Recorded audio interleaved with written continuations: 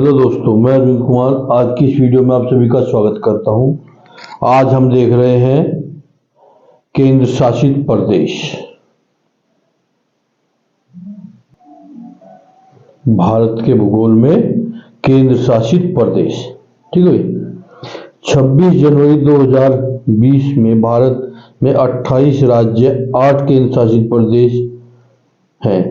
26 जनवरी 2020 को दादर नगर हवेली तथा दमन और दीव का विलय कर केंद्र शासित प्रदेश दादर नगर हवेली तथा दमन दीव कर दिया गया। आंध्र प्रदेश को विभाजित कर तेलंगाना के गठन के बाद राज्यों की संख्या 29 हो गई।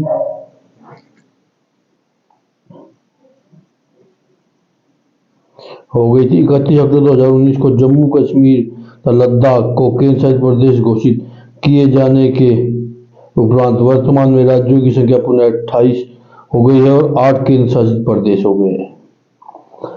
दिल्ली, चंडीगढ़, लक्षद्वीप, दादर नगर हवेली, दमन दीव, पांडुचेरी, अंडमान निकोबार द्वीप समूह, जम्मू कश्मीर तथा लद्दाख, ठीक है भाई। भारत का सर्वाधिक क्षेत्रफल वाला केंद्र शासित प्रदेश लद्दाख है। लद्दाख में 2 जिले शामिल हैं, लेह और एवं कारगिल। लद्दाख के पश्चात क्षेत्रफल की दृष्टि से दूसरा बड़ा केंद्र शासित प्रदेश जम्मू और कश्मीर है। इसमें 22 जिले शामिल हैं। अंडमान और निकोबार द्वीप समूह भारत का तीसरा सबसे बड़ा केंद्र शासित प्रदेश है। इसका क्षेत्रफल 8,249 वर्ग किलोमीटर है। अंडमान के द्वीप समूह में महा अंडमानी, ओगे, जारवा और सेंटिनली नाम की 4 निग्रोटो जनजातियां पाई जाती हैं।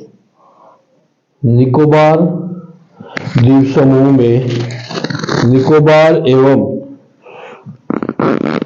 शोम्पेन नामक मंगोलियाड जनजाति पाई जाती है। अंडमान निकोबार की राजधानी पोर्ट ब्लेयर है। चंडीगढ़ और उसके आसपास के क्षेत्र को 1 नवंबर 1966 को केंद्र शासित प्रदेश बनाया गया था तथा हरियाणा एवं पंजाब दोनों राज्य की राजधानी। चंडीगढ़ का क्षेत्रफल 114 वर्ग किलोमीटर एवं जनसंख्या 10.55 लाख है। दादर और नगर हवेली गुजरात और महाराष्ट्र राज्यों से घिरा हुआ है तथा इसके 2 भाग हैं, एक तो दादर, दूसरा नगर हवेली। दादर और नगर हवेली का क्षेत्रफल 491 वर्ग किलोमीटर तथा जनसंख्या 3.44 लाख। दादर और नगर हवेली गुजरात और महाराष्ट्र राज्यों से घिरा हुआ है तथा इसके 2 भाग हैं, दादर और नगर हवेली। दादर और नगर हवेली क्षेत्र का क्षेत्रफल 491 वर्ग किलोमीटर, जनसंख्या 3.44 लाख है। 26 जनवरी 2020 से पहले दमन और दीव भारत का संघ शासित प्रदेश था। जब 2 भागों में दमन और दीव को विभाजन था। दमन और दीव के मध्य खंबात की खाड़ी स्थित है।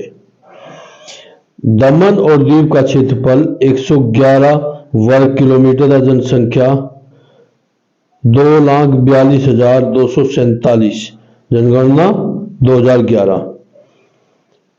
दिल्ली केंद्र शासित प्रदेश के साथ साथ भारत की राजधानी भी है। दिल्ली का क्षेत्रफल 1483 वर्ग किलोमीटर तथा इसकी जनसंख्या 1.68 करोड़ है। जनसंख्या की दृष्टि से दिल्ली सबसे बड़ा केंद्र शासित प्रदेश है। और देखिए, सबसे बड़ा क्षेत्रफल की दृष्टि से सबसे बड़ा केंद्र शासित प्रदेश, जनसंख्या की दृष्टि से तो आपका हो गया दिल्ली, और पहला बताया गया था अभी आपको क्षेत्रफल की दृष्टि से लेह लद्दाख। जनसंख्या की दृष्टि से दिल्ली सबसे बड़ा केंद्र शासित प्रदेश, भारत का सबसे छोटा केंद्र शासित प्रदेश लक्षद्वीप है। भूभाग की दृष्टि से लक्षद्वीप सबसे छोटा केंद्र शासित क्षेत्र है। इसके अलावा जनसंख्या की दृष्टि से लक्षद्वीप की जनसंख्या सबसे कम 64,473 व्यक्ति हैं। यहाँ लक्षद्वीप के अंतर्गत 36 द्वीप आते हैं। लक्षद्वीप की राजधानी कवारत्ती है। पांडुचेरी 4 अलग अलग जिलों में विभाजित है, जिनमें से 2 कराईकल और पांडुचेरी तमिलनाडु के पास विस्थापित है। यमन आंध्र प्रदेश के पास, माहे केरल के पास है। पांडुचेरी का क्षेत्रफल 490 वर्ग किलोमीटर है। जनसंख्या 12.48 लाख। जनगणना 2011 के अनुसार पांडुचेरी का इस केंद्र शासित प्रदेश की राजधानी है। ठीक है भाई, चलिए अब वो क्वेश्चन देखते हैं जो आपसे पहले यहां से पूछे जा चुके हैं। भारत में केंद्र शासित राज्यों की संख्या कितनी है? प्रश्न काल के में भारत के 7 केंद्र शासित प्रदेश थे। 26 जनवरी 2020 से भारत के 28 राज्य 8 केंद्र शासित प्रदेश है। अब अगर ये क्वेश्चन अब आता है अगर, तो हमें 8 करना है।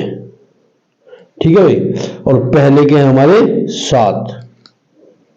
ठीक है भाई, भारत का सबसे बड़ा संघ क्षेत्र ऑप्शन के अनुसार दिल्ली। प्रश्न में उल्लेखित संघ क्षेत्र में दिल्ली क्षेत्रफल की दृष्टि से सबसे बड़ा है। 26 जनवरी 2020 की स्थिति के अनुसार भारत का सबसे बड़ा संघ राज्य लद्दाख है। भारत का सबसे छोटा केंद्र शासित प्रदेश कौन सा है? लक्षद्वीप। भारत का सबसे छोटा केंद्र शासित क्षेत्र लक्षद्वीप है।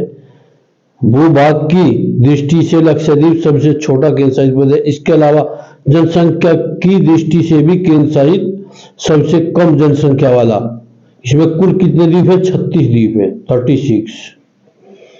पांडुचेरी का क्षेत्र विभाजित पाया जाता है। 3 जगह है ना, अभी बताया था। पांडुचेरी 4 अलग अलग जिलों में विभाजित है, जिनमें से 2 जिले कराईकल और पांडुचेरी तमिलनाडु के पास, यमन और आंध्र प्रदेश के पास तथा माहे केरल के पास। विकल्प सी ठीक है। यहां तमिलनाडु, केरल और आंध्र प्रदेश।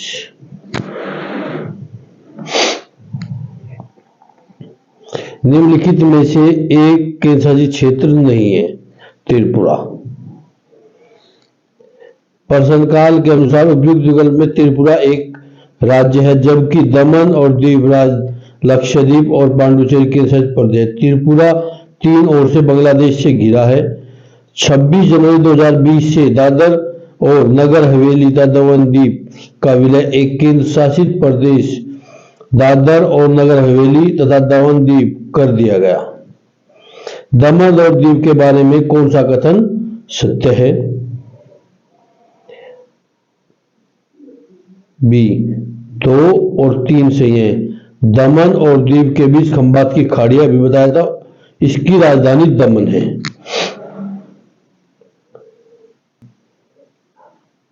प्रश्न काल के अनुसार दमन और दीव भारत का संघ शासित प्रदेश है।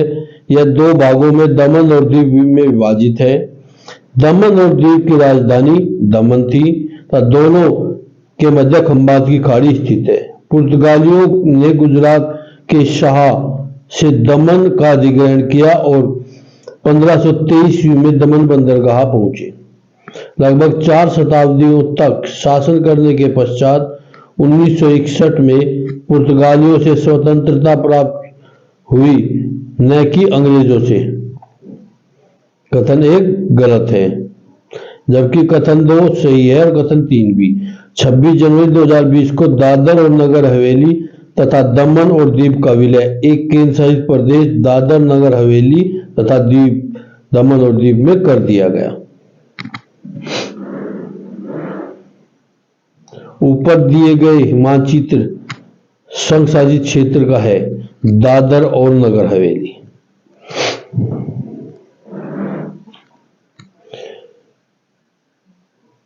सिलवासा राजधानी है कहाँ की? दादर और नगर हवेली की। निम्नलिखित में से कौन सा केंद्र शासित प्रदेश नहीं है? गोवा। लक्षद्वीप, दादर, नगर हवेली और चंडीगढ़ केंद्र शासित प्रदेश, जबकि गोवा एक राज्य है। गोवा क्षेत्रफल की दृष्टि से भारत का सबसे छोटा राज्य है। 26 जनवरी 2020 से दादर और नगर हवेली तथा दमन और दीव का विलय केंद्र शासित प्रदेश दादर, नगर हवेली तथा दमन और दीव में कर दिया गया। देश के किस राज्य का राष्ट्रीय राजधानी क्षेत्र में शामिल नहीं है? मध्य प्रदेश। मध्य प्रदेश का भाग राष्ट्रीय राजधानी क्षेत्र में शामिल नहीं है।